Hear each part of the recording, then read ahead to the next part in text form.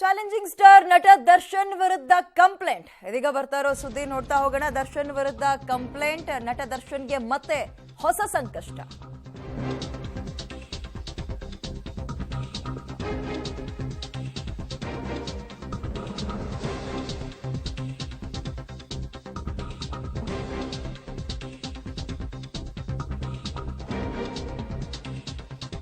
ಈಗ ಕಂಪ್ಲೇಂಟ್ಗೆ ಮುಂದಾಗ್ತಾ ಇದೆ. ಹೆಣ್ಣಿನ ಬಗ್ಗೆ ಅವಹೇಳನ ಮಾಡಿದ್ದಾರೆ. ಇವತ್ತು ಅವಳು ಬರ್ತಾಳೆ, ನಾಳೆ ಇವಳು ಹೋಗ್ತಾಳೆ ಅನ್ನೋ ರೀತಿಯಲ್ಲಿ ಮಾತನಾಡಿದ್ರು. ಹಾಗಾಗಿ ನಟ ದರ್ಶನ್ಗೆ ಇದೀಗ ಮತ್ತೆ ಹೊಸ ಸಂಕಷ್ಟ ಸುತ್ತಕೊಂಡಂಗೆ ಕಾಣಿಸ್ತಾ ಇದೆ. ಮೊನ್ನೆ ನಡೆದಂತಹ ಕಾರ್ಯಕ್ರಮದಲ್ಲಿ ಅವರು ಆಡಿದಂತಹ ಮಾತುಗಳ ವಿಚಾರಕ್ಕೆ ಸಂಬಂಧಪಟ್ಟಂತೆ ಅವರ ವಿರುದ್ಧ ದೂರು. ಇವತ್ತು ಇವಳು ಬರ್ತಾಳೆ, ನಾಳೆ ಅವಳು ಬರ್ತಾಳೆ ಅಂತ ಆ ಕಾರ್ಯಕ್ರಮದಲ್ಲಿ ಮಾತಾಡಿದ್ರು ದರ್ಶನ್. ಶ್ರೀರಂಗಪಟ್ಟಣದಲ್ಲಿ ನಡೆದ ಬೆಳ್ಳಿ ಪರ್ವದಲ್ಲಿ ಆ ಪದ ಬಳಕೆ ಮಾಡಿದ್ರು. ದರ್ಶನ್ರಿಂದ ಪದ ಬಳಕೆ ಆಗಿತ್ತು. ಹೀಗಿರುವಾಗ ಮಹಿಳಾ ಆಯೋಗಕ್ಕೆ ದರ್ಶನ್ ವಿರುದ್ಧ ದೂರು ದಾಖಲಾಗಿದೆ. ಹೆಣ್ಣು ಮಕ್ಕಳ ಬಗ್ಗೆ ಈ ರೀತಿಯಾಗಿ ಮಾತನಾಡಿದ್ದಾರೆ ಅನ್ನೋದಕ್ಕೆ ಸಂಬಂಧಪಟ್ಟಂತೆ ಇವತ್ತು ಇವಳು ಬರ್ತಾಳೆ, ನಾಳೆ ಅವಳು ಬರ್ತಾಳೆ ಅಂತ ಹೇಳಿದ್ರು. ಮೊನ್ನೆ ನಡೆದಂತಹ ಬೆಳ್ಳಿ ಪರ್ವ ಕಾರ್ಯಕ್ರಮದಲ್ಲಿ, ಅಂದ್ರೆ 25 ವರ್ಷ ಆಯಿತು ಇಂಡಸ್ಟ್ರಿಗೆ ಬಂದು ಚಾಲೆಂಜಿಂಗ್ ಸ್ಟಾರ್ ಅನ್ನುವ ಕಾರ್ಯಕ್ರಮದಲ್ಲಿ ಮಾತಾಡಿದ್ರು. ಯಾಕಂದ್ರೆ ಬೆಳಗ್ಗೆ ಎದ್ದ ತಕ್ಷಣ ನನ್ನ ಕೆಲಸ ಏನು, ನಾನೇನ್ ಕೆಲಸ ಮಾಡಬೇಕು, ಇದಷ್ಟೇ ನಾನು ಕನ್ಸು ಕಾಣೋದು. ಇವತ್ತು ಇವಳು ಇರ್ತಾಳ, ಇವಳು ನಾಳೆ ಅವಳು ಇರ್ತಾಳ, ಅವಳು ಯಾವಾಗಲೇ ನೀನು ಅಜ್ಜಿನ ಬಿಡೆ, ನಿಮ್ಗಳಿಗೆಲ್ಲ ತಲೆ ಕೆಡ್ಸ್ಕೊಂಡು ನಾನು ಯಾಕ್ರೆ ಕೂತ್ಕೊಳ್ಳಿ. ನನಗೆ ನನ್ನ ಸಿನಿಮಾ, ನನ್ನ ಕೆಲಸ, ನನ್ನ ಮೇಲೆ ದುಡ್ಡು ಹಾಕ್ದಂತ ನನ್ನ ನಿರ್ಮಾಪಕರು, ನನ್ನನ್ನು ಡೈರೆಕ್ಟ್ ಮಾಡೋಂಥ ನನ್ನ ಡೈರೆಕ್ಟ್ರು, ನನ್ನ ಟೆಕ್ನಿಷಿಯನ್ಗಳು, ಅವ್ರಿಗಷ್ಟೇ ನಾನು ಸೀಮಿತ. ನನ್ನ ಹತ್ರ ಪುರ್ಸೊತ್ತು ಇಲ್ಲ.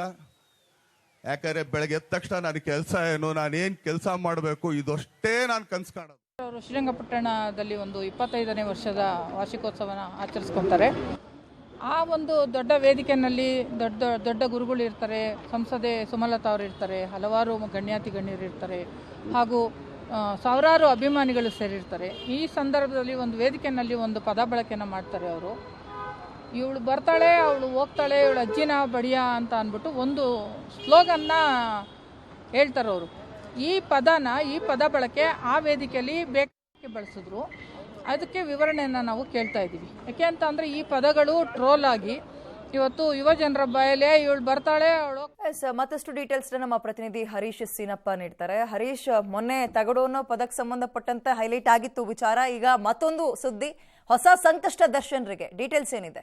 ಇದೇನಂತಂದ್ರೆ ಕಳೆದ 4-5 ದಿನಗಳಿಂದ ದರ್ಶನ್ ಅವರ ಸುದ್ದಿ ಬಹಳಷ್ಟು ಚಾಲ್ತಿಯಲ್ಲಿರುವಂಥದ್ದು. ಒಂದು ಸಿನಿಮಾ ಸಕ್ಸಸ್ ಆಗಿರ್ಬೋದು, ಜೊತೆಗೆ ಬೆಳ್ಳಿ ಪರ್ವ ಕಾರ್ಯಕ್ರಮ ಆಗಿರ್ಬೋದು. ಅಂದರೆ ಇಂಡಸ್ಟ್ರಿಯಲ್ಗೆ ಬಂದು ಇಷ್ಟು ವರ್ಷ ಒಂದು ಸೇವೆ ಸಲ್ಲಿಸಿದ್ದಕ್ಕಾಗಿ ಎಲ್ಲರೂ ಅವರ ಅಭಿಮಾನಿ ಬಳಗ, ಆಪ್ತ ವಲಯ ಸೇರಿಕೊಂಡು ಮಾಡಿದಂಥ ಒಂದು ಅದ್ದೂರಿ ಕಾರ್ಯಕ್ರಮ ಆಗಿರ್ಬೋದು. ಎಲ್ಲದರಿಂದ ಕೂಡ ದರ್ಶನ್ ಅವರು ಬಹಳಷ್ಟು ಸುದ್ದಿಯಲ್ಲಿದ್ದಾರೆ, ಚಾಲ್ತಿಯಲ್ಲಿದ್ದಾರೆ. ಸೊ ಇದ್ರ ಜೊತೆಗೆ ಅಂದರೆ ಇರೋದನ್ನ ನೇರವಾಗಿ ಮಾತಾಡುವಂಥ ವ್ಯಕ್ತಿತ್ವ ದರ್ಶನ್ ಅವ್ರದ್ದು. ಅಂದರೆ ಇರೋದನ್ನ ನೇರವಾಗಿ ಯಾರಿದ್ದಾರೆ, ಯಾರಿಲ್ಲ, ಎಲ್ಲಿದ್ದೀವಿ, ಏನು ನೋಡ್ದೆ ಅವ್ರ ಮನಸ್ಸಿಗೆ ಬಂದಿದ್ದನ್ನ ಮಾತಾಡುವಂಥ ವ್ಯಕ್ತಿ. ಸೊ ಈಗ ಇದೇ ರೀತಿ ಮಾತಾಡ್ಲಿಕ್ಕೆ ಹೋಗಿ ಅದೇ ರೀತಿ ಅವ್ರು ಬಳಸಿದಂಥ ಒಂದು ಪದ ಕೂಡ ಬಹಳಷ್ಟು ಜನರಿಗೆ ಬೇಸರವನ್ನು ಉಂಟು ಮಾಡಿದೆ. ಸೊ ಇದ್ರ ಕುರಿತಾಗಿ ಇವತ್ತು ಬೆಂಗಳೂರಿನಲ್ಲಿರುವಂಥ ಮೈಸೂರು ಬ್ಯಾಂಕ್ ಸರ್ಕಲ್ನ ಮಹಿಳಾ ಆಯೋಗಕ್ಕೆ ಬಂದು ಒಂದಷ್ಟು ಜನ ಮಹಿಳೆಯರು ಈಗ ದೂರನ್ನು ದಾಖಲಿಸಿದ್ದಾರೆ. ಸೊ ದೂರು ದಾಖಲಿಸಿ ಈ ರೀತಿಯೆಲ್ಲ ಅವ್ರು ಅಂದರೆ ಲಕ್ಷಾಂತರ ಜನ ಅಭಿಮಾನಿಗಳನ್ನು ಹೊಂದಿದ್ದಾರೆ. ಜೊತೆಗೆ ವೇದಿಕೆ ಮೇಲೆ ಬಹಳಷ್ಟು ಮಠಾಧೀಶರಿದ್ದರು, ಬೇರೆ ಬೇರೆ ಗಣ್ಯರಿದ್ದರು. ಈ ಒಂದು ಸಂದರ್ಭದಲ್ಲಿ ಈ ರೀತಿಯ ಪದವನ್ನು ಬಳಸಿರೋದು ಮಹಿಳೆಯರಿಗೆ ಬಹಳಷ್ಟು ಅವಮಾನ ಮಾಡಿದಂಗೆ ಆಗಿದೆ ಅನ್ನುವಂಥದ್ದು ಈಗ ದೂರು ಕೊಟ್ಟಿರುವಂಥ ಮಹಿಳೆಯರ ಒಂದು ಮಾತು. ವಿದ್ಯಾ, ಥ್ಯಾಂಕ್ ಯು ತಮ್ಮೆಲ್ಲ ಡೀಟೇಲ್ಸ್ಗೆ. ಯಾಕಂದ್ರೆ ಬೆಳಗ್ಗೆ ಎದ್ದ ತಕ್ಷಣ ನನ್ನ ಕೆಲಸ ಏನು, ನಾನೇನ್ ಕೆಲಸ ಮಾಡಬೇಕು, ಇದಷ್ಟೇ ನಾನು ಕನ್ಸು ಕಾಣೋದು.